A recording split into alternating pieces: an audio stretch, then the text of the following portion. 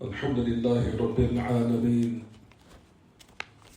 والعاقبة للمتقين ولا عدوان إلا على الظالمين وأشهد أن لا إله إلا الله وحده لا شريك له الملك الحق المبين وأشهد أن محمدا عبده ورسوله سيد ولد آدم أجمعين وصلى الله عليه وعلى آله وصحبه الطيبين الطاهرين على مر الأيام والليالي والشهود والسنين أما بعد. As we continue in the second class of this tremendous treatise entitled Muqaddimah Ibn Abee Zayd al-Qayrawani rahimahullah, with the time now 7:12 p.m.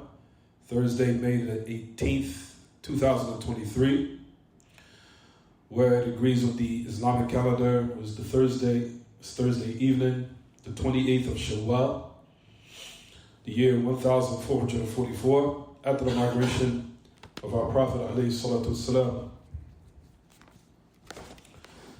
As we were speaking about last class,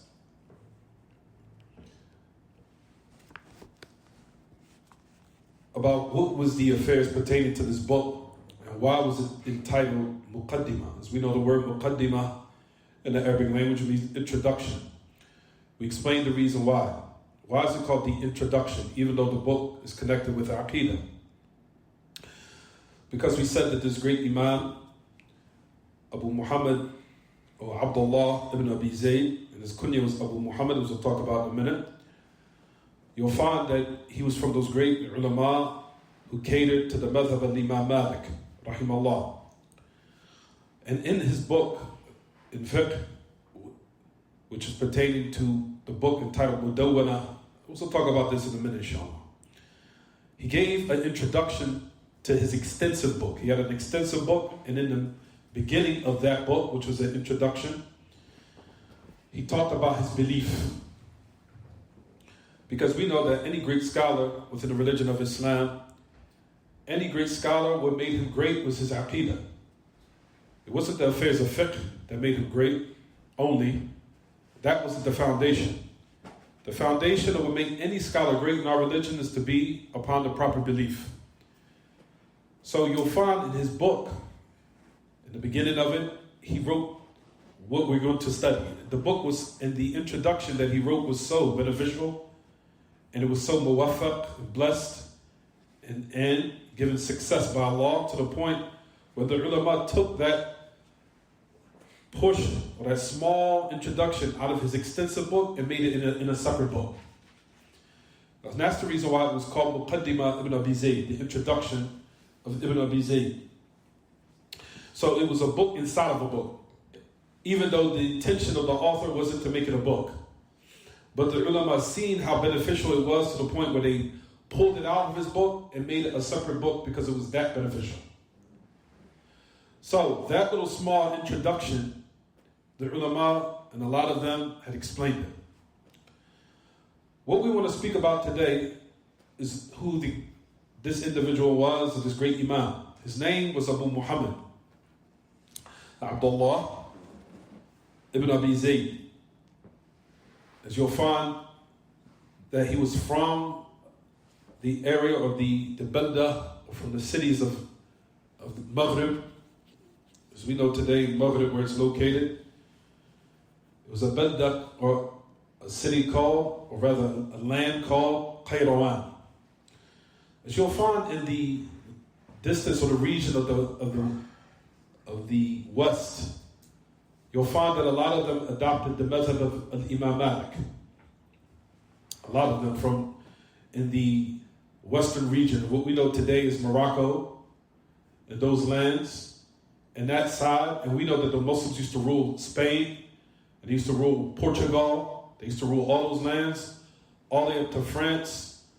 And that's what, of course, we know where the actual extension of the Muslims had taken over, had stopped in that area.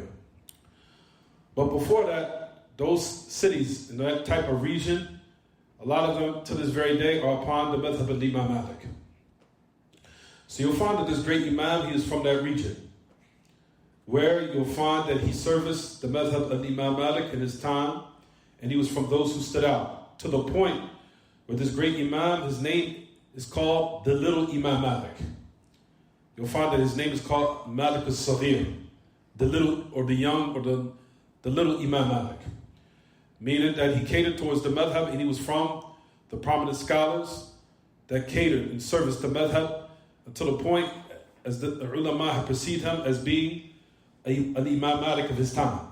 Not saying he was Imam Malik, but from those type, from the people around him who knew his status and his worth, and they knew the level of knowledge he was upon, which was a great level of knowledge, they called him the little Imam Malik, in order to show his status and how much knowledge he acquired and how much knowledge he gathered, and the status that he was upon amongst the scholars of his time.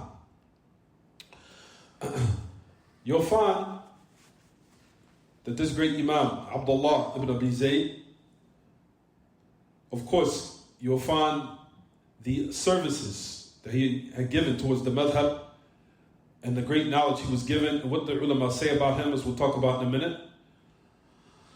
He was also from those who had firm belief, clear belief, sound aqidah, sound creed, which made him great. And he also was a person who was stern against the opposition, meaning the enemies who are against that proper belief, meaning the creed of the Prophet ﷺ, and what the Sahaba were upon of that pure Orthodox Islam, if you want to say, or the pure understanding of Islam. You'll find that he was firm upon that, and he was in opposition to those who opposed it. You'll find that Allah subhanahu wa ta'ala blessed him with a lot of knowledge. And what the ulama will say about him, as like we said, we'll mention in a minute, or what they say is about his praise of him. You'll find, as we said, he gathered between proper belief and proper actions, and of what Allah had blessed him in worldly affairs. So we'll talk about in a minute of how he was also known for being very generous to the people and taking care of them as much as he was able. Your father, they say about him, like we said, يَقُولَ الشِّعْرُ وَيُجِيدُ. He was from those who Allah granted knowledge. He was from those who was given fasaha. You'll find he was from those who was given eloquence in his Arabic. And he was very sharp, and he was very what? Precise as a scholar, and what he gathered of it, and what the people, like we said concerning the high status he was given. He was known as having salah tam, wara'an wa iffa, all the praiseworthy traits that a person of piety could be given. Sound righteousness, being a person that was moderate, of course, in his affairs, and a person who was known for chastity, person of being upright with being dignified amongst the people, staying away from them affairs that could tarnish and make him look bad as an individual. Hazari asat ad-din with dunya. They have said that he attained the level of being prominent and a leader as far as the religion and worldly affairs. وإليه كانت الرحلة من الأقطار ونجب أصحابه وكثر الآخذون عنه. You'll find to the point he became so prominent in his land.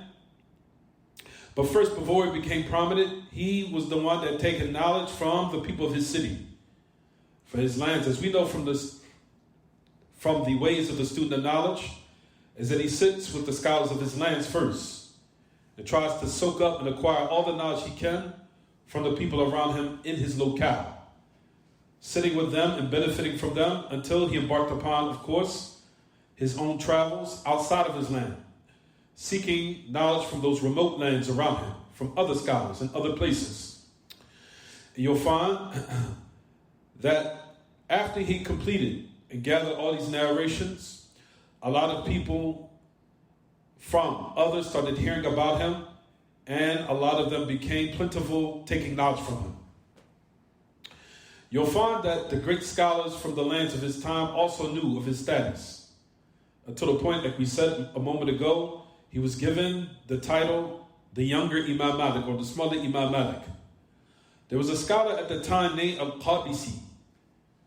Al-Qabisi, he said about Abdullah ibn Abee Zayd al-Qayrawani, he said, هو إمام موثوق به في ديانته وروايته واجتمع فيه العلم والورع والفضل والعقل شهرته تغني عن ذكره وكان سريع الانقياد والرجوع إلى الحق تفقه بفقهاء بلده وسمع من شيوخها وعول على أبي بكر بن اللباد وأبي الفضل القيسي وسمع منه خلق كثير وتفقه به جلة.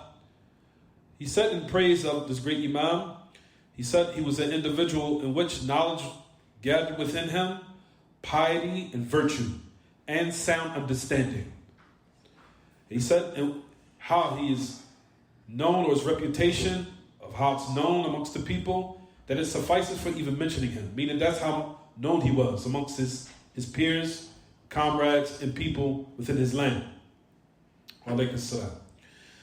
He says he was a person that was sari' al-inqiyad, that was a person that quickly submitted and returned to the truth. وَتَفَقَّى بِفُقَهَاءِ بَلَدِهِ. He said you'll find that he was from those who started obtaining fiqh from the scholars of jurisprudence in his land, and he heard from its scholars. وَعَوَّلَ عَلَى أَبِي بَكْرِ بْنِ اللِّبَادِ وَأَبِي الْفَضْلِ الْقِيسِي. He says you'll find from those people, of those he had taken knowledge from in his land, was Abu Bakr ibn al-Libad wa Abu al-Fadl al-Qaysi. And he heard numerous narrations from different scholars until he became someone who the people started taking knowledge from. You'll find that he died, rahimahullah, he died the year 386, sanat sittin wa thamanin wa thalathimi'ah, 386. And he has a book that's printed, and I have it in my library. It's about maybe close to 100 volumes. I have it. It's a book called Al-Nawadir al-Ziyadat. It's like an encyclopedia. I have it in my library. It's still being printed to this day. It's called Al-Nawadir al-Ziyadat, upon the book Mudawwana. A Mudawwana is the summarized book that tells you and gives you the verdicts of the madhab of Imam Malik. The book you'll find that if you wanted to know the rulings of the madhab of Imam Malik, you'll go back, you will return to the book called Mudawwana. The book Al-Mudawwana, who catered and serviced that book and gave more enlightenment and details, was this Imam, Ibn Abee Zayd al-Qayrawani, and the book was called Al-Nawadir al-Ziyadat, ala al-Mudawwana. And the book, like we said, is still to this day printed. I have it in my library, it's there. He said, وَكِتَابُ اخْتَصَرَ الْمُدَوَّنَةِ مَشْهُورٌ. You'll find that also an Imam, Ibn Abee Zayd al-Qayrawani, he also came to the book Mudawwana and he also summarized it. And his summary of the book Mudawwana is also known amongst the scholars of this day. So you'll find that he serviced the book and he also summarized it. He did both. He serviced the book with a book called Al-Nawadir al-Ziyadat, meaning those rare matters, and what is extra upon Mudawwana. Those rare matters, he called the Nawadir. Nawadir means something rare, or those rare affairs. Nawadir, those rare issues, or those rare matters that need to be explained. And the Ziyadat, what is extra upon the book Mudawwana by Imam Malik. So you'll find that he serviced that book, and he also summarized the book Mudawwana. And both of these books are well known with the scholars of today, in which you'll find that they utilize in the affairs of fiqh. He has other books and treatises, such as the book Al-Risala, and other than that. So you'll find, like we said, the scholar, he is well known amongst Ahl Ilm, until the point where you'll find that the great Imam al-Dhahabi, rahimahullah, said in his biography, in his book, what is known amongst us, being the students of knowledge and the ulama, which is called Siyar al-A'lam al-Nubala, the biographies of those great prominent ones in Islam. Al-Imam al-Dhahabi gathered all the prominent people in our religion, starting from the Messenger of Allah sallallahu alaihi wasallam the companions who came after him, all the way up to those centuries, all the way up to the time of his. And he put within it biographies of people who are known, especially those who are prominent. Even though some of them he mentioned from the aspect of seerah, just for biography, even people who are to a certain extent dispraised, he gathers in it also. Yes, he does. It's in there. But do we know from the qawa'id of history, you gather everything, whether they be good people or what? Wretched people. That's part of history. You have to be what? You have to tell everything, the good and the bad, of who was considered prominent, successful, and righteous, and in certain times people who are what? Wretched. Just from the aspect of information. But you'll find in the aspect of what the great Imam al-Dhahabi mentioned in his book Siyar al-A'lam al-Nubala, the prominent ones, of course, for those who are known. He mentioned this great Imam Abu Muhammad Abdullah Ibn Abee Zayd al-Qayrawani. He said about him, the great Imam al-Dhahabi, in his book Siyar al-A'lam al-Nubala. He said, Al-Imam al-Allama al-Qudwa al-Faqih. He said, the great star and scholar, well grounded in areas of fiqh, the one to be taken as a role model, the scholar of the region of the West, Morocco, and those regions, and above that, and more. But we know in that time, the time, not just Morocco, but above, like the lands of Cordoba, Cordova, and the lands of Al-Qurtuba, and the lands of what we know of today were Spain and Portugal. All of those areas was considered Maghrib at that time. And he was from those great scholars. And you will find that he says about him, وَقَالَ فِي آخِرِهَا كَانَ عَلَى طَرِيقَةِ السَّلَفِ الْأُصُولِ. He was upon the methodology of the pious predecessors in his usul, in his fundamentals. It was not known that he busied himself with rhetoric of philosophy or logic, nor that he fell into affairs of distorting the names and attributes of Allah called ta'wil. He said, and we ask Allah for tawfiq. So, in brief, and there's other details that I wanted to give in regards to his biography. There's a couple of other things that I wanted to mention, for example, from his students or from his shuyukh and their names and some of the other books they have written. But you'll find that from his books that the scholars praise, we just said, number one, was the book called Al-Nawadir wa Ziyadat. And I'll just explain what the meaning of the title is. The word Nawadir, meaning those, it comes from the word Nadir. It's the plural word for the word Nadir. Nadir means like those rare, or the plural word for Nadir is Nawadir. It's like those rare affairs, or those rare issues that need to be explained and clarified. And the ziyadat, what is extra upon the book Mudawwana. We just talked about the word Mudawwana, what it was, and who that book belonged to, was Imam Malik.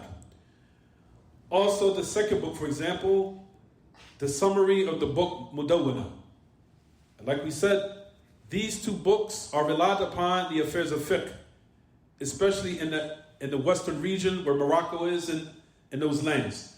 And we know that the majority of them are upon the madhab of Imam Malik. From them is the great Imam Ibn Abdul Barr al-Maghribi, who was also upon the madhab of Imam Malik, from those great scholars from that region, in the area of what we know today as Morocco. The majority of that region, you'll find that they're upon the madhab al-Maliki. Is it clear, everyone? Fine. You'll find that he has other treaties that are very beneficial. From them is the book Al-Iqtida bi Madhab Malik. He says, to take as a role model to be followed. It's a book entitled Kitab al-Iqtida bi Madhab Malik. The book entitled to take as a role model to be followed, the Madhab of Imam Malik. One of the books he wrote. He also has a book entitled I'jaz al-Quran. The I'jaz al-Quran. I mean, the miracles of the Quran. The miracles of the Quran. A book entitled I'jaz al-Quran. The miracles of the Quran. He also has a book entitled Risalatuhu fi al-Rad' al-Qadariyya. He also has a book entitled The Refutation Against Those Who Deviated in the Divine Decree of Allah. Those who deviated and adopted perverted beliefs in the divine decree of Allah. وَمُقَدِّمَةُ رِسَالَتِهِ فِي التَّوْحِيدِ. He also has another muqaddimah that was extracted due to the fact that it was so beneficial in Tawheed, and it was inside of another book called Al-Risala. So he has a book called Al-Risala. Al-Risala, the message. In the fiqh of Madhab al-Imam Malik. So that book that he wrote, Al-Risala, he gave another what? Introduction inside of that book, similar to what we're doing here. Same exact thing. And they extracted from it that introduction and made it a book of Tawheed. So you'll find that it was considered an introduction to another book in the Fiqh al-Maliki. As you'll find, that's something else that we'll talk about later on. And other than that, in which what, like we said, brothers and sisters, inshallah, in which we'll give other clarification in this regard, just to give a glimpse of who this great author is before we start the book itself. Right. Even this book, like we said, is considered a book in Aqidah and Tawheed. And I know that some people have not heard of this book, but this book is well known. It's a well-known book, and it is established amongst those who are well-grounded in knowledge. This book is known. Just because our city hasn't heard of it, does not mean it's a book that's known amongst the scholars. Those who have knowledge came to teach. And we should have humbleness not to say, well, I never heard of that. That's an arrogant statement. Very arrogant. It's a book that's of Tawheed and Aqidah that's known. Until there's a lot of scholars out there have explained this book from today. From them, the Sheikh Salih Fawzan. From them, the Sheikh Abdul Muhsin al-Abbad. From them, the Sheikh Zayd ibn Hadi al-Madkhali. From them, the Sheikh Ahmed Najmi. From them, the Sheikh Ubayd al-Jad. To the end of it. To the end of these great prominent names who are known have explained this book. Which is to let you know that it's a book that's what? It's known. And just because people here in the land, here in America, say, oh, I never heard of that, does not mean it's not a tremendous, valuable book of Tawheed and Sunnah to educate the people and to also develop their belief, because we live in times that are very evil, very corrupt, and the people are looking for solutions. This is part of it. Reverting back to the foundations, the fundamentals is the only thing that's going to be the main, if not the solution to the issues of the people. If the people do not hold on to these fundamentals and return back to them, then the affair will continue to go down, as they say, to lead to our demise, and to ultimately become worse of what we see taking place around us. So like we said, this is a book of belief and a book of Tawheed. You'll find that this book is a book of monotheism. It is a book of worship and teaching the people and develop their fundamentals and developing their foundation. So, we'll start with the book. We gave we'll give a little bit of glimpse of who the author is. Now we'll actually start in the book itself. Like we said, brothers and sisters, the importance of learning Aqidah takes precedence over everything. Everything that you, as a Muslim, think is valuable. As we know, a lot of people, they focus on learning Arabic, which is good. Which is good to learn Arabic. But at the same time, if you learn Arabic, if you learn Arabic, you're ignorant of Aqidah, then you're a person that has subjected yourself to the winds of fitna, where you can be easily blown into it, and you might not never come out of it. There is no benefit in a person, as you'll find that the scholars have talked to certain individuals, and they'll say that, for example, well, I learned this in fiqh, and I learned that in fiqh, and I'm well-grounded in this in fiqh, and I have the book of Allah memorized. And then you'll find that they ask the most important, vital question, what book of Aqidah have you finished? No answer. What book of belief have you finished? No answer. What book of what made you a Muslim in the first place have you finished? No answer. Those are the matters that we said you'll find that scholars have tested people in order to realize their level. That you are way behind if you have not finished a book in belief. These are the matters, like we said, we focus on, and these are the only things that's going to change communities. Changing communities is the only way we're going to change it if the people sit in the masjid and learn their religion and not focus on, like we said, the affairs of YouTube and the people that focus on hot topics and what's trending in order to grab your attention. And then at the end of the day, you'll find that you wasted your time.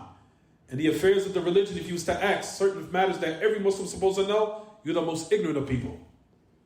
Why? Because you've been watching too many hot topics every day and trying to find what's trending, because those people out there that waste their time and waste other people's time, they don't care about your religion, they don't care about your soul. They just want you to be from their numbers and be from their subscribers and be from you pressing on their likes. As a result of it, you waste your time while they are benefiting monetarily from you pressing and watching. And then you find, like we said at the end, years go by, you used to ask basic questions of your religion, you are the most ignorant of people. So you'll find, everyone, this is what we'll start, inshallah, and we'll start the actual introduction right now. Right? Rather, we'll start the introduction to the introduction. The introduction of the introduction. It says, قال أبو محمد عبد الله بن أبي زيد al-Qayrawani رضي الله عنه أرضاه. الحمد لله الذي ابتدأ الإنسان بنعمته وصوره في الأرحام بحكمته وأبرزه إلى رفقه. So let's stop here.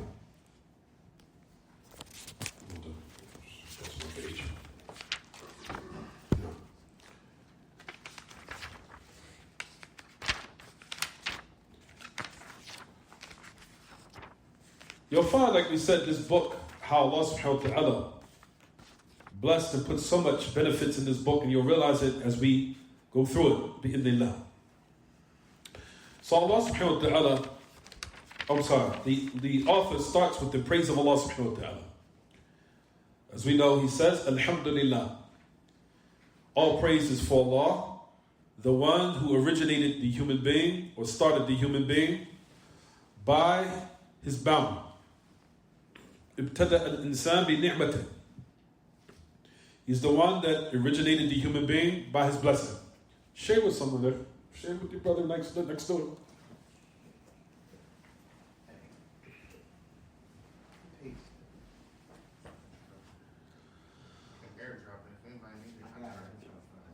do that during class. ابتدأ الإنسان بنعمته. He originated mankind by his what? His bounty and his blessing. Right, what does that mean? So we start the muqaddimah by the praise of Allah. The praise of Allah subhanahu wa ta'ala is what you'll find that every scholar starts their treatise with the basmalah, or the praise of Allah, which is from the sunnah of all the prophets and messengers. The sunnah of all the prophets and the messengers always started their affairs of something of great importance with the mentioning of Allah, or His names, or His praise of Him subhanahu wa ta'ala. And this is not just the sunnah of our Messenger sallallahu alaihi wasallam, it was the sunnah of all the prophets and the messengers. All of them inaugurated the most important of affairs with the praise of Allah subhanahu jalla sha'nu. And we know the word hamd is something that is done with what, everyone? Is something which is done with the tongue and is done with what? With the heart. Not necessarily with the limbs. Not necessarily. Or is it? We'll keep it just so we can save time. Alhamd is done with the tongue. It is done with the heart. And it can be done during times of ease, and it can be done during times of hardships. Both. Because we know the Muslim says, Alhamdulillah ala kulli hal. We praise Allah for all circumstances, which is to generalize good times or times of ease and times of what? Hardships. Ahsan. You'll find that the word hamd, Allah is praised for all circumstances. Circumstances that are, like we said, trying, and circumstances which are of ease, in contrast to shukr. As we know, the word shukr in the Arabic language, which means being thankful.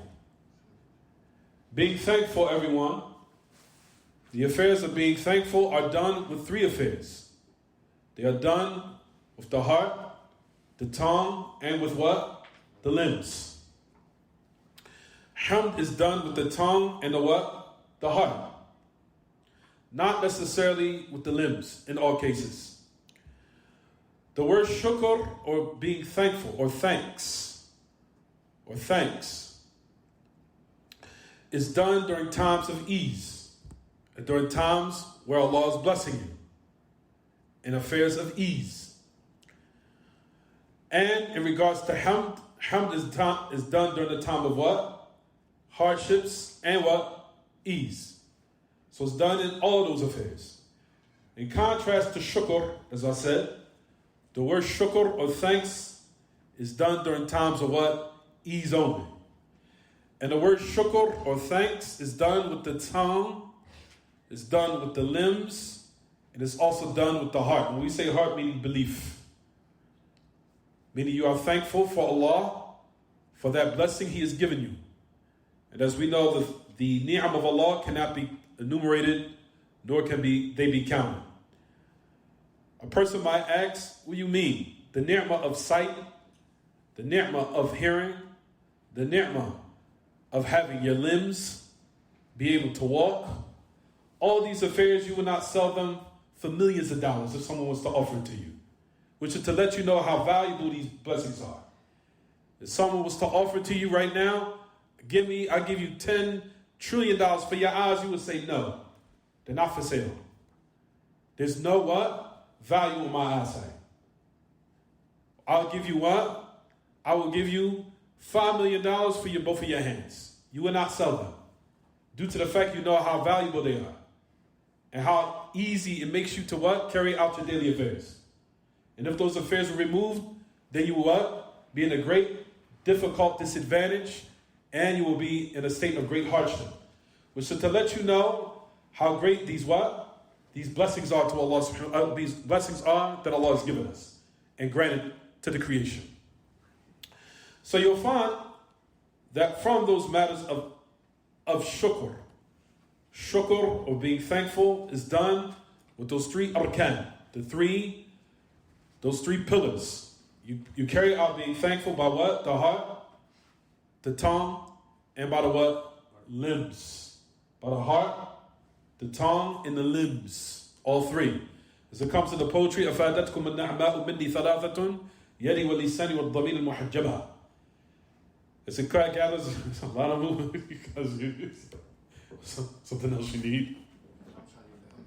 Oh, okay. The affairs of what is pertaining to what? The affairs of thanks. The pillars of it is done by three. By the eyes, by the heart, and by the limbs. The hamd is only done with what? With the tongue and with the what? Heart, usually. For those affairs, as we mentioned, it said, hamd is for all circumstances, where shukr is only during the time of what? Ease. Good. So let's keep going. Allah subhanahu wa ta'ala has originated mankind, started him, and particularized him with khasa'is, characteristics, in which he has given him, whereas he has not given the rest of creation. Allah subhanahu wa ta'ala has subjected for mankind what is in the heavens and the earth, all of that which is in it, in order to utilize it, to aid mankind upon what goal? Allah subhanahu wa ta'ala's worship. Everything in the heavens and the earth was given as a bounty and blessing so you can utilize it.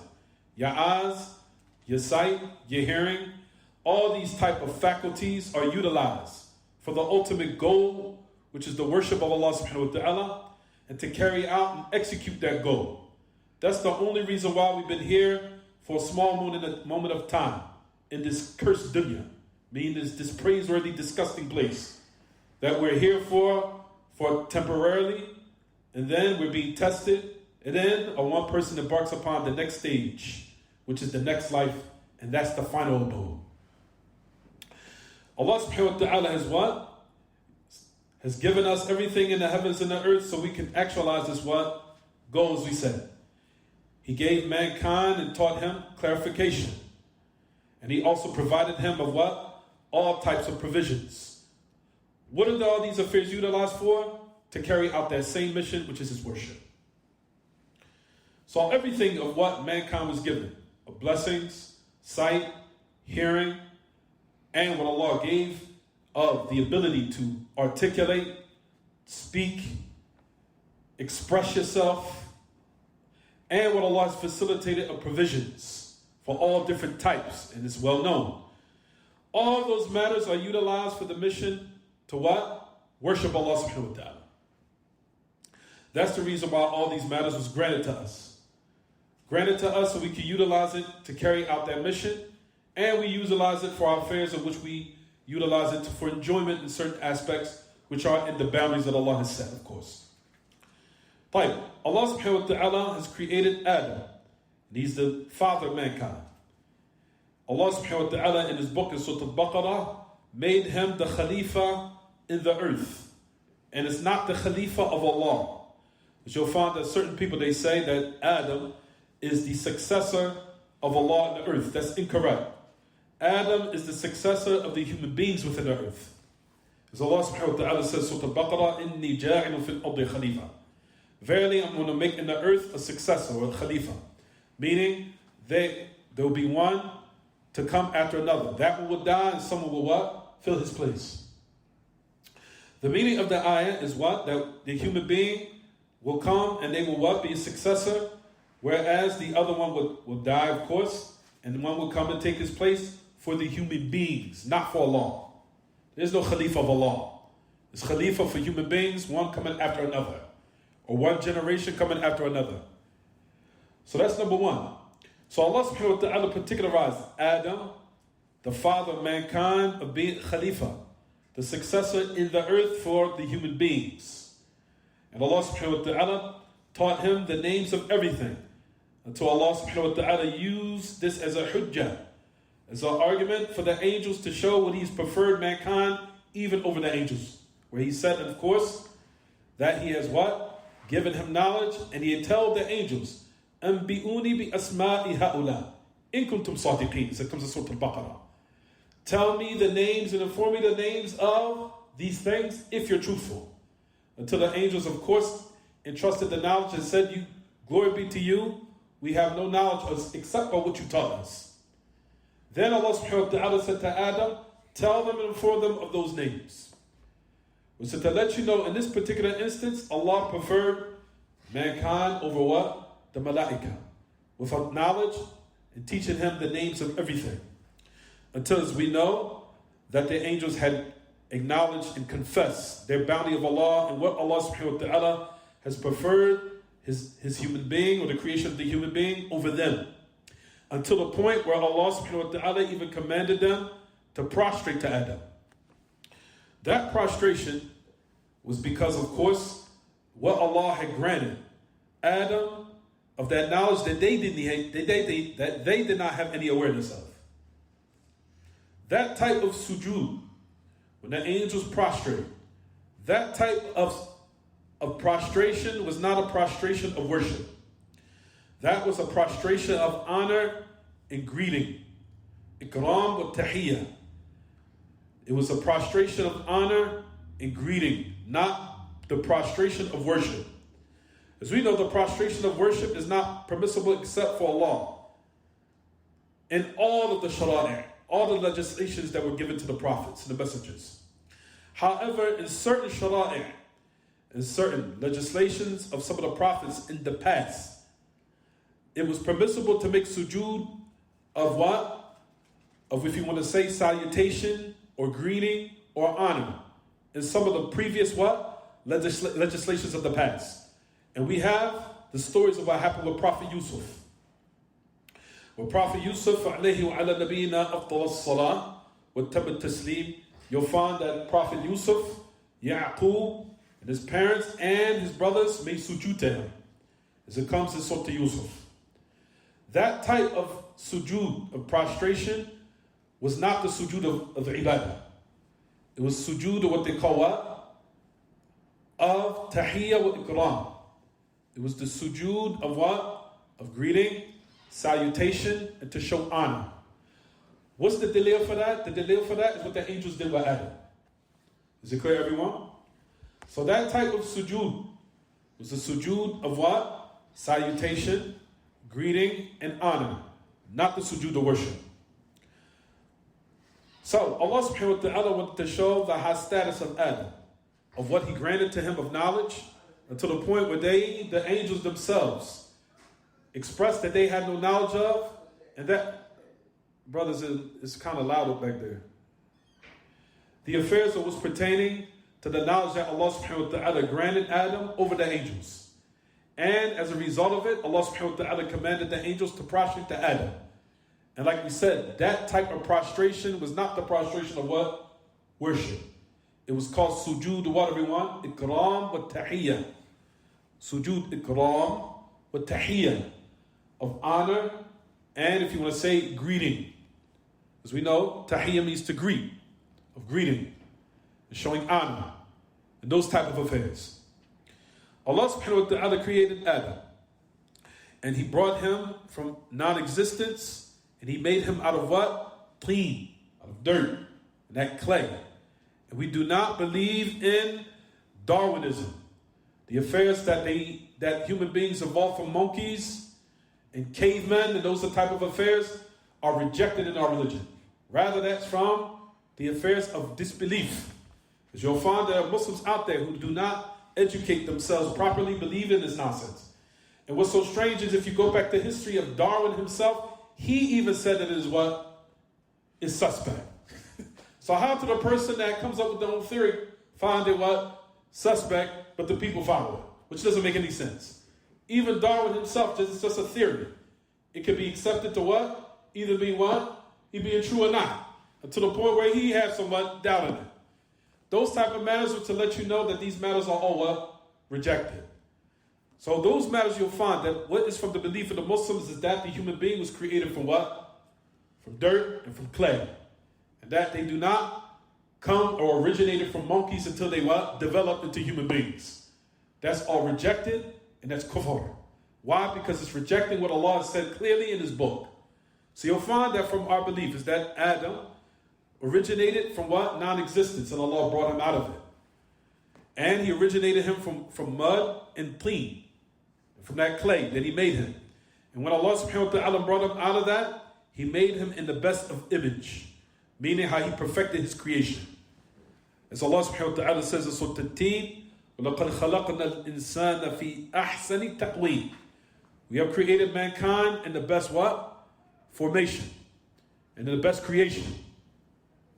Where Allah subhanahu wa ta'ala granted him hawas, senses of hearing, seeing, and reasoning, understanding, and intellect. In order that type of trait, where He made him stand out from the rest of creation. So he can now be able to utilize that faculty to distinguish between what will harm him and what will benefit him. And what is considered wholesome to what is considered wicked and filthy. Or what is considered from what? Good and evil. That's the reason why he was given that type of what? Great faculty of understanding, comprehension, and intellect, which Allah granted human beings with these type of characteristics and made him being raised above all the other creations that Allah created.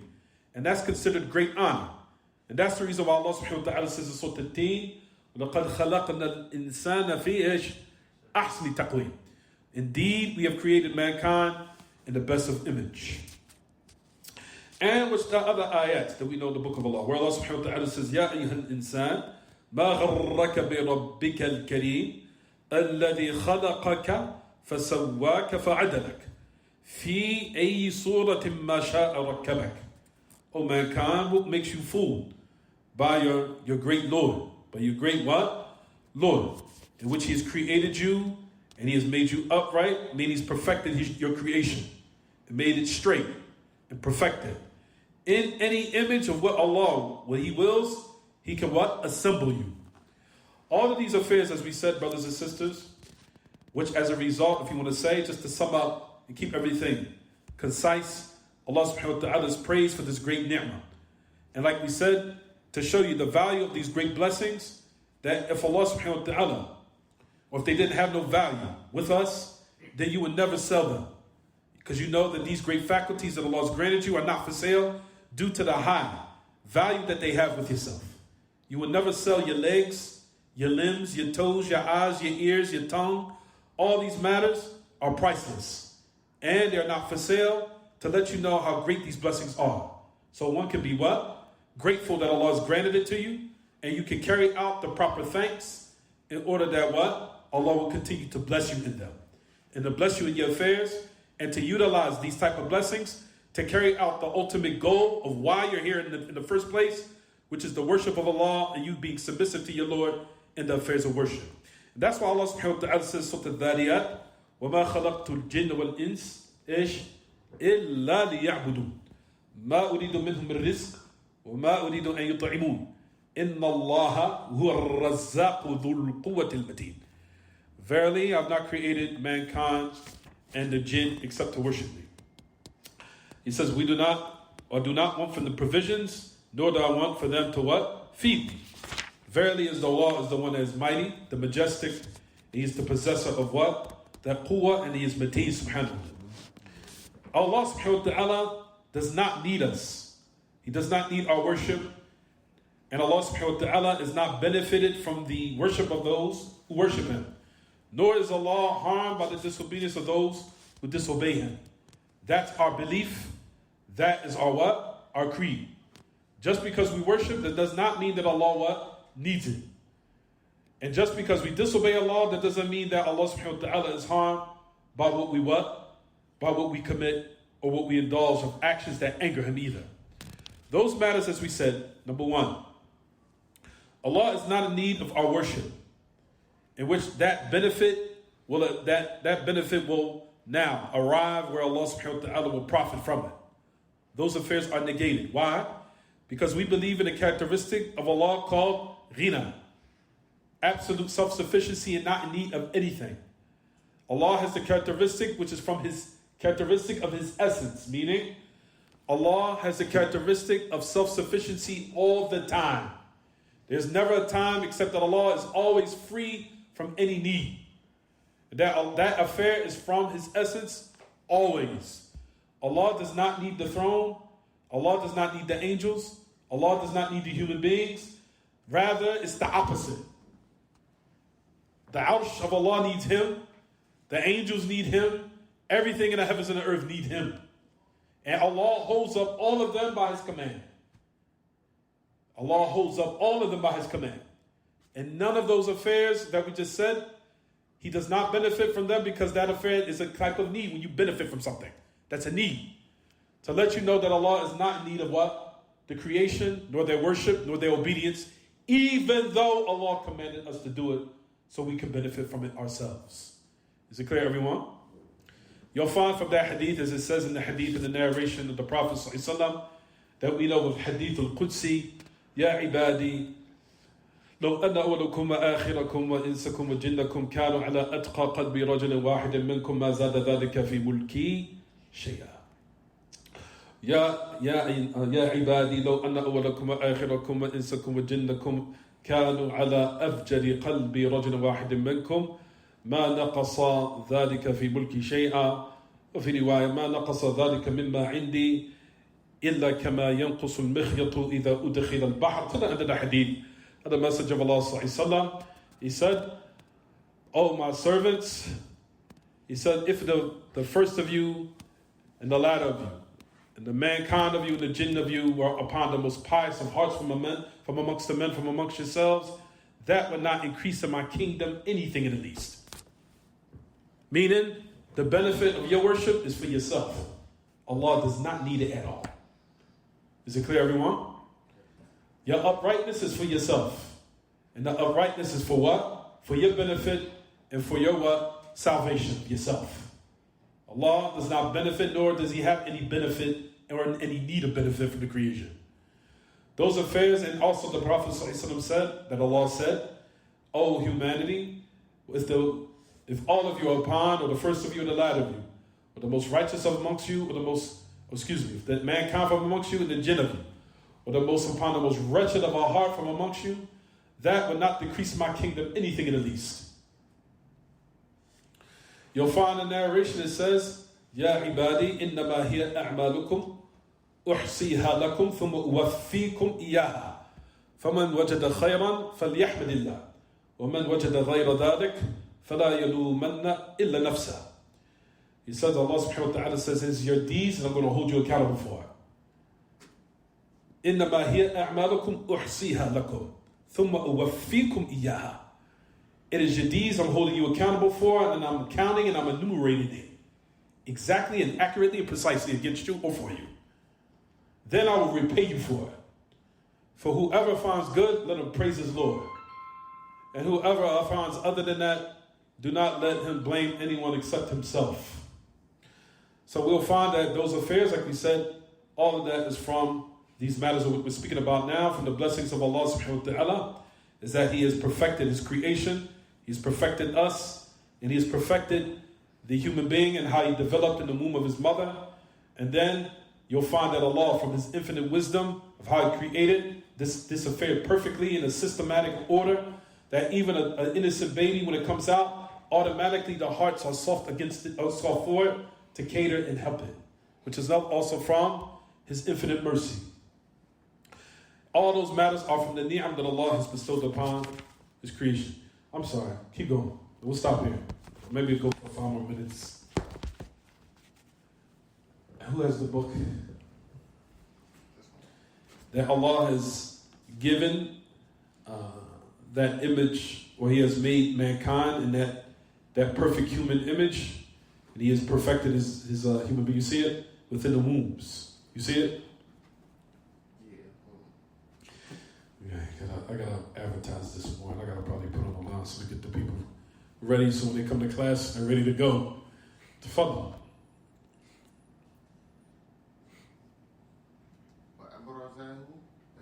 وصوره في الأرحام. English. And fashioned a man in the womb by His wisdom, and made manifest to man His compassion. Mm-hmm. Keep going. And has made manifest that which He has made easy for man to receive from substance, and taught man that which he knew not, and the blessings of Allah upon man are immense. Allah has brought to the attention of man the signs of Allah's creation.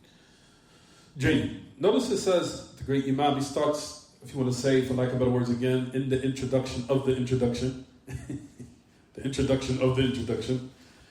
We're still in the introduction of the introduction of the book, because he entitled it the introduction, right? But anyway, we're still at the beginning. He says, وَصَوَّرَهُ فِي الْأَرْحَامِ بِحِكْمَةٍ. What does it say in the beginning? How do you translate it again? He fashioned man in the womb by His wisdom. Jane. He fashioned mankind in the wombs, meaning of the women, by His wisdom. Then He brought him out to gentleness and mercy. Allah subhanahu wa ta'ala has mentioned in His book to show how all of this existence have an order. And all of these are the affairs that we need to recognize to let one know there's the existence of a deity. There's no way that something can be in this type of order, where the human being is formed in the fashion of the womb of a woman. Why not the man? Why not other ways? That means there was an order, there was a structure, there was a preferred way of how it was developed. That's not what, that in no way can be what they call ashwa'i or sutfa. There's no way that could be by chance. That type of systematic order can't be chance. It's impossible. Why is it preferred that it was selected a female for a baby to grow inside of what? The stomach of her. That was by system. That was by design, and that was by selected choice. That it be done that way and in that fashion. Otherwise, it cannot be what? Miscellaneous, or was done by chance, as they say. That shows that there was a what? There was a creator that selected it for it to be developed in that manner. That no one can deny. Anybody that has any sound intellect, will be able to confess to say that's systematic. That was selected. Someone chose it for the human being to develop that way. That Allah subhanahu wa ta'ala says in His book, يَخْلُقُكُمْ فِي بُطُونِ أُمَّهَاتِكُمْ خَلْقًا مِنْ بَعْدِ خَلْقٍ فِي ظُلُمَاتٍ ثَلَاثٍ. Allah subhanahu wa ta'ala, as we know, says in His book, that He's created you within the wombs of your mothers, a type of creation, going from one creation to another, in 3 stages of darkness. 3 stages of darkness, which is the darkness of the woman in her stomach. And in the darkness, there's another darkness, which is developed inside the womb, meaning in the actual uterus, or those eggs within the uterus. As we know that the word al-Rahim means the what? The Rahim means the womb. There's another word I'm looking for. If I'm not mistaken, it is uterus. Or the eggs within inside the uterus, in which it grows inside of that type of egg. And then once it's fertilized, it starts to what? Grow within inside of it. Then there's another darkness, which is the amniotic fluid around it, which also makes it dark, which is called the mashima. And you'll find that the tafsir, it says that there's a fluid inside, in which that amniotic fluid, and what's connected to it, of what they call it, the placenta, and the amniotic fluid, what is utilized. All of those are considered the darkness. Then you have the placenta that gives it what? It gives it nutrients. As the placenta gives it nutrients, the amniotic fluid is also considered darkness. Then you have the development within the actual rahim, the womb itself, which is stabilized and keeps it, which is another form of darkness. And then the other darkness, which is the actual stomach of the woman, in which Allah subhanahu wa ta'ala says, in which the baby develops in those stages. So who is the one, like we said, the one that administrated or allowed these affairs to be executed in this manner, where all these stages of darkness, until the point where the angel comes towards that certain stage at the end, and it also now writes for that particular fetus that's developing until it forms into the human being of the mother, coming to that fetus and commanded it with the 4 affairs of writing down its provisions, when it will die, what type of acts it will do in this world, and whether it be from the wretched or whether it be from the righteous. And then the affairs of what? It develops, until, like we said, what does it say that the author mentions? Look at your books. He said, then after those stages of development are finalized and completed, then Allah allows it to come out and to join towards another type of what? Embark upon another phase in his life, where you'll find that Allah inspires the creation with another systematic affair. Which is that affair? To receive mercy from human beings. Because a baby can't walk, it can't sustain itself, automatically it receives mercy, immediately. As soon as a baby comes out, it receives what? That mercy from his mother in order to what? Give him nutrients, or give her nutrients, sustenance, to hold it gently, to give it care, to hold his head up, to hold it in a gentle manner. And everyone whose fitrah has not been corrupted automatically gives that innocent child what? Mercy, sympathy, gentleness. All of that is structured. Structured to show the creator of going from one stage to the next. And that's why it says, if you look in the line, what does it say, everyone? وَصَوَّرَهُ فِي الْأَرْحَامِ بِحِكْمَةٍ. By his wisdom, Allah allowed the formation of humankind or mankind to develop in the wombs systematically by his infinite wisdom. Then Allah, by his pre-divine decree, brought him out into... Is that the other? Somebody call the other? Oh. And then Allah subhanahu wa ta'ala brought him out until, like we said, to that rifq. Rifq means gentleness, kindness, mercy, sympathy. That the baby receives it automatically from her mother, from the family, from those who are from the father. All of them, like we said, show the baby instinctively, showing the mercy to show the type of a structure that Allah subhanahu wa ta'ala has made the creation systematically. Development, and when he now comes out into this world, receives that other type of blessing, so he can have the nutrients to go and develop, to embark upon in preparation for the next phase of his life. So those are the matters, as we said, brothers and sisters, you shall find that the great Imam Ibn Abee Zayd al-Qayrawani, they started the book off of. So let's read. He said that Allah gave it formation within the wombs of the mothers by his wisdom. Then he brought him out, receiving that mercy, that rifq. And then Allah, in that next phase that will come, has facilitated. Somebody is gone. Don't forget to pray to that cat here. To that cat.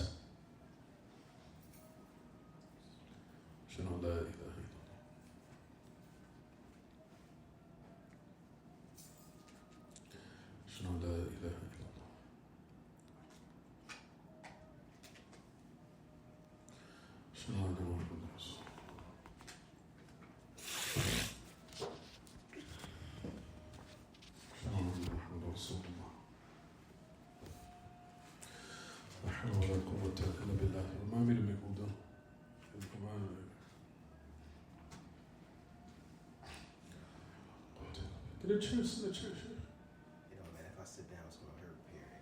Yeah. Sciatic nerve.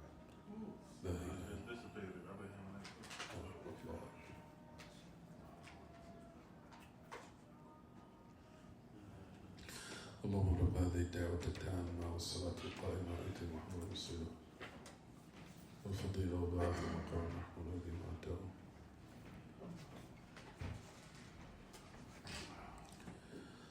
So if you look in the line, everyone, it says that Allah subhanahu wa ta'ala gave formation to the human being within the wombs by his wisdom.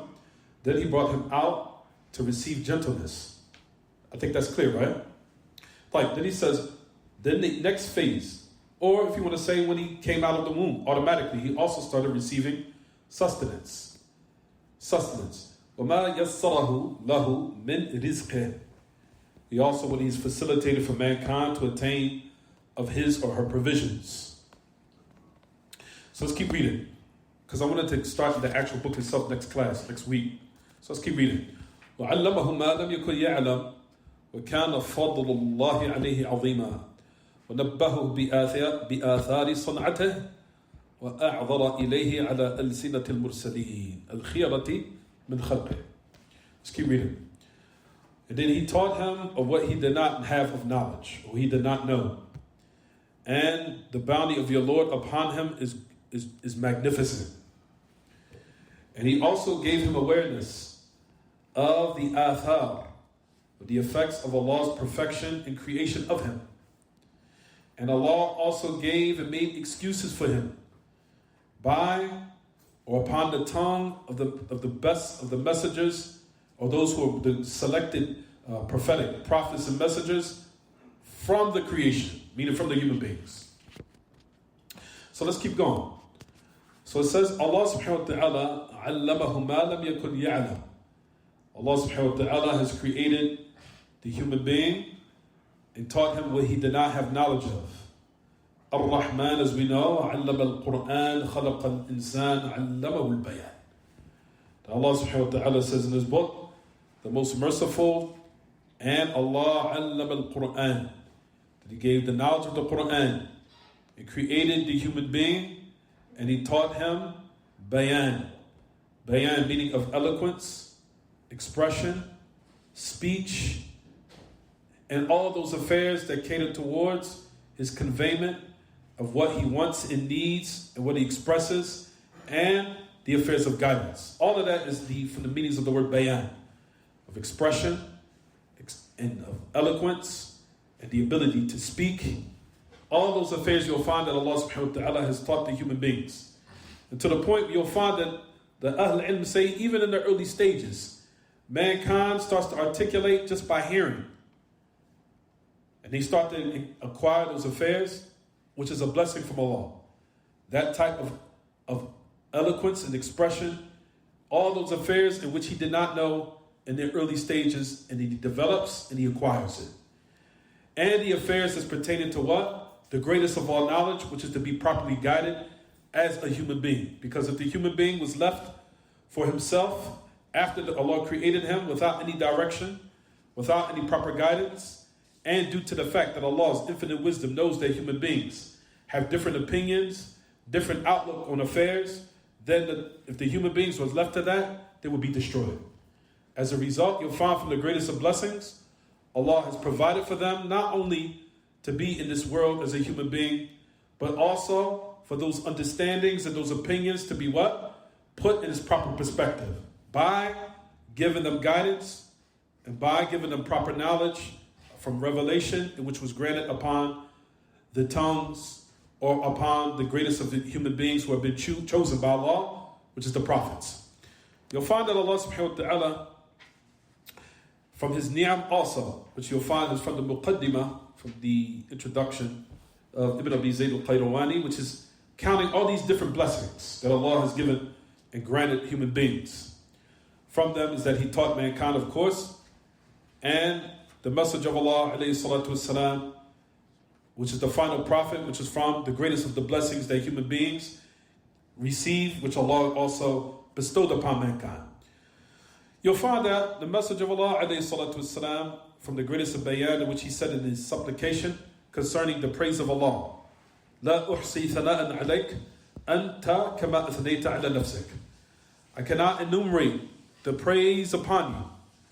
You are exactly how you praised yourself.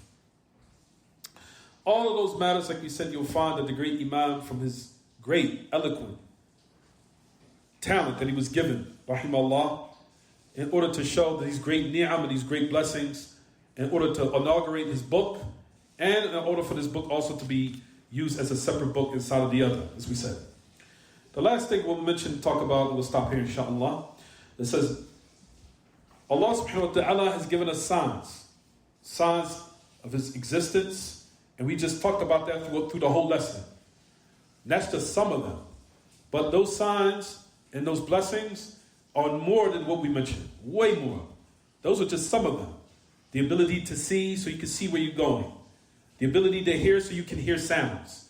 The ability of eloquence to speak and convey what you need and what you need to what? Do in order to carry out your daily tasks and your daily duties.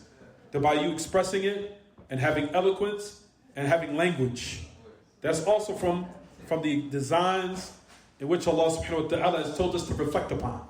To let you know of the Creator. And that the Creator has made it in this system. And there's no way that this affair was by chance. There's no way that a person can be able to hear and that was random. Or to see and that was random. Or in order to speak and convey speech, and that's just merely what? Random. Rather, you'll find that that was what? All structure. So all those matters, as we said, are from the signs of Allah and his existence to recognize your Creator, which we call, everyone, al-ayat al-kawniyah. Those signs of Allah within the creation to indicate his existence and his great ability, subhanahu wa ta'ala. By one pondering upon the heavens and the earth, and its structure, and how it's been what? Systematically and perfectly what? Perfect in its creation. From all these matters of which the message of Allah has informed of what we're supposed to ponder upon, in his book also. Allah subhanahu wa ta'ala, of course, mentions in his book, وَمِنْ آيَاتِهِ اللَّيْلُ وَالنَّهَارُ وَالشَّمْسُ وَالْقَمَرُ لَا تَسْجُدُوا لِلشَّمْسِ وَلَا لِلْقَمَرِ وَاسْجُدُوا لِلَّهِ الَّذِي خَلَقَهُنْ إِن كُنْتُمْ إِيَّاهُ تَعْبُدُونَ. From the signs of the creation is his night and his day, and the sun and the moon.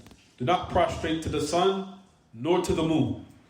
Was prostrate to Allah, the one who created them, if you truly indeed worship him.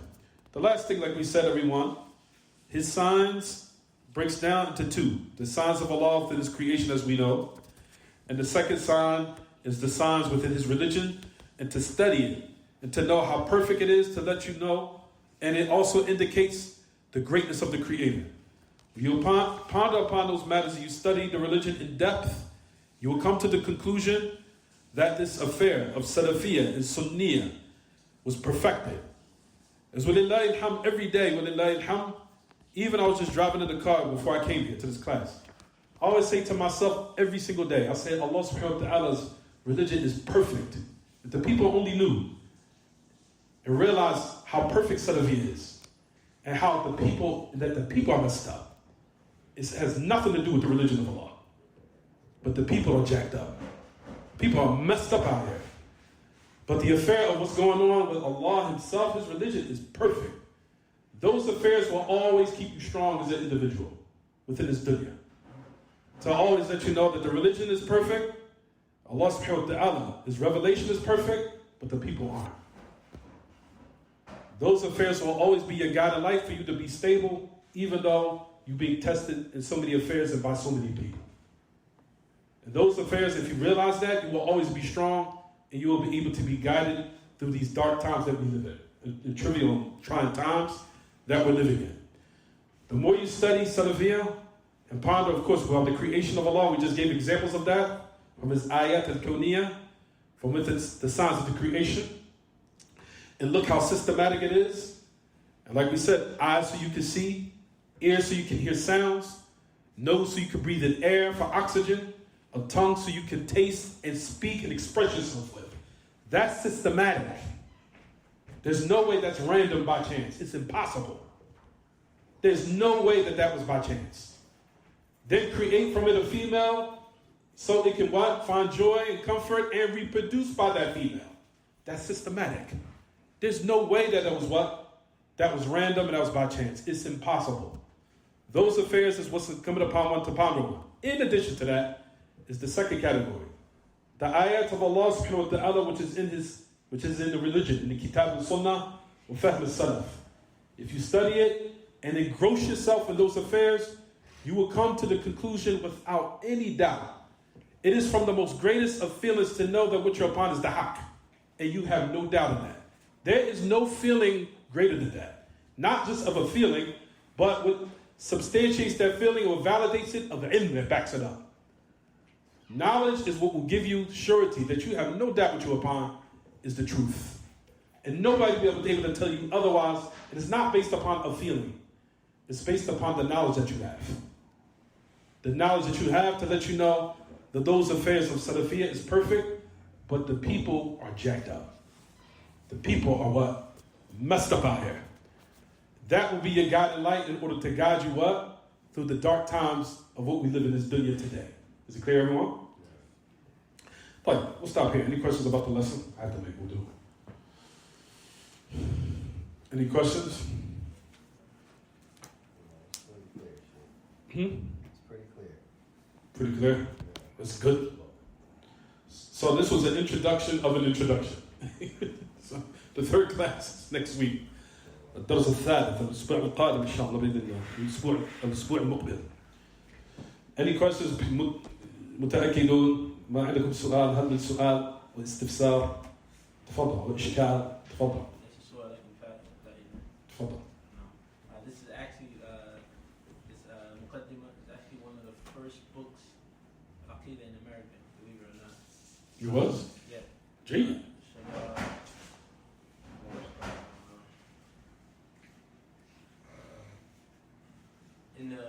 When the slave trade was going on, there was an African brother, actually from the Fulani tribe. He was an island back in West Africa. He got captured. Okay. He got over here. He actually had this handwritten in one of the museums here in America. Okay. Allah Akbar. My brother just enlightened me with a benefit. He said that during the slave trade, when the slaves were captured here, he said that someone from the Fulani tribe in Africa, which part of Africa? West Africa. West Africa. Where the Fulani tribe is known. The Fulani tribe in West Africa, they were captured, they were brought here to America. And they said from one of the first books that was taught was this one. They said to the museum here in America, when he was teaching Aqidah, when they arrived, he said that this book, you'll find that was the book that he taught. Rashid Barbi, Hafidullah, that he has a whole article on it. That this book that was studied here was a book that was studied by the slaves when they first arrived here, when they were captured out of oppression and brought here to America. Yeah. So this is from the book. This is a book right here. This is a book in Tawheed and Sunnah, brothers and sisters. Just because you never heard of it does not mean that this book is known amongst the scholars. This book is known. Trust me, it's known. And it's not for us to make arrogant statements such as, I never heard of that. That's why we're here to teach you what you don't know. So we're trying to tell everyone that this book is well known to the point where our brothers gave us a benefit to let us know how much this book is known. That's another benefit to solidify, and it's sad to say, solidify this book. This book is very beneficial, it's basic, it's translated, it's been explained by numerous great scholars, Sheikh Salih Fawzan, Sheikh, as we said, Sheikh Abdul Muhsin al-Abbad, Sheikh Ahmed Najmi. The prominent scholars of Salafi of today have explained this book. Sheikh Ubaid, from my father, Sheikh Ubaid Jabir has explained this book. There's no more confirmation you need. Is it clear, everyone? We'll stop here. وصلى الله وسلم وبارك على نبينا محمد وعلى آله وصحبه. سبحانك اللهم وبحمدك أشهد أن لا إله إلا أنت أستغفرك وأتوب إليك.